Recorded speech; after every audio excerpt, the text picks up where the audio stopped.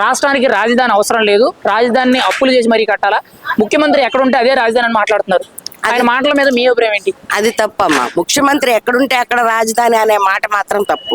ఎందుకంటే ఇప్పుడు మిగతా రాష్ట్రాల్లో వాళ్ళు ఎక్కడుంటే అక్కడ రాజధాని అనుకోలేదు కదా.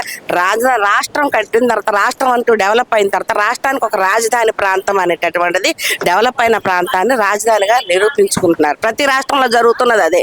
ఆయన 4 మాటలు మాట్లాడతాడు నాన్న, గంటకు ఒక మాట మాట్లాడుతూ ఉంటారు అతను. ఎందుకంటే అతను అంతకుముందు ప్రతిపక్షంలో ఉన్నప్పుడు అమరావతి అతను గెలవటానికి కోసం అమరావతి రాజధానిగానే ఉండాలి, నేను ఒప్పుకుంటాను అన్నారు ఆ రోజున.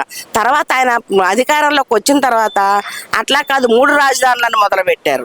ఆ రాజధానిలో ఉన్న వాళ్ళు వేసులు అన్నాడు, ఇంకో జాతుల వాళ్ళు ఉన్నారు, ఇంకో జాతుల వాళ్ళు ఉన్నారు, అమరావతిలో ఉన్న వాళ్ళందరూ అట్లాంటి వాళ్ళు ఇట్లాంటి వాళ్ళు అని అదొక మాట పురమాయించాడు.